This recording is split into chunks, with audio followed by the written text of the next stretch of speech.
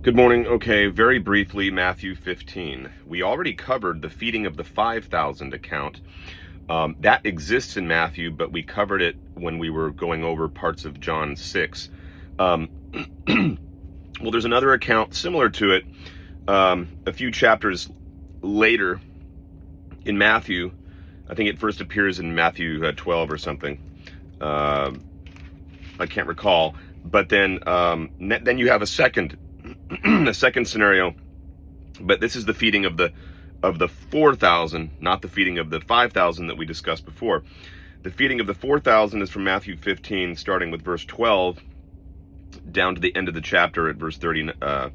Starting at verse 32 and going to verse 39 to the end of the chapter. And the narrative here is actually even more telling than the narrative that we found in the first account. The contrast is just so pronounced. So listen to this. Listen to the difference between Jesus' approach, and in both accounts, the people are in the wilderness. Yahweh has taken the people out into the wilderness. In Exodus and in Numbers, where we get those accounts of Yahweh getting angry because the people are hungry and complaining and crying out in starvation. Here, the people follow Jesus out into the wilderness, and they've been with him for 3 days. So here's how it reads. Now Jesus called his disciples to himself and said, I have compassion on the multitude because they have now continued with me 3 days and have nothing to eat. And I do not want to send them away hungry, lest they faint on the way. He's not even waiting for them to complain about being hungry.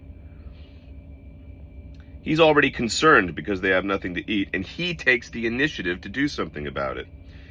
Then his disciples said to him, where could we get enough bread in the wilderness to fill such a great multitude? Jesus said to them, how many loaves do you have? And they said 7, and a few little fish. So he commanded the multitude to sit down on the ground, and he took the 7 loaves and the fish and gave thanks, broke them and gave them to his disciples, and the disciples gave to the multitude. So they all ate and were filled, and they took up 7 large baskets full of the fragments that were left. We talked about that.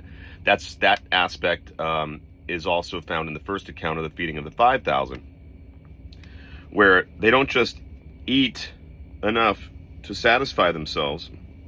They don't just eat enough to be filled, but they're able to take up much. They're able to gather up much that's left over. Whereas in the original account with the manna, they can't leave any left over because it will immediately go bad and it will breed worms, it will stink, and it will be melted by the sun. So where there is Jesus, there is compassion and abundance. Where there is Yahweh, there is testing and temptation. There's starvation, and there is lack.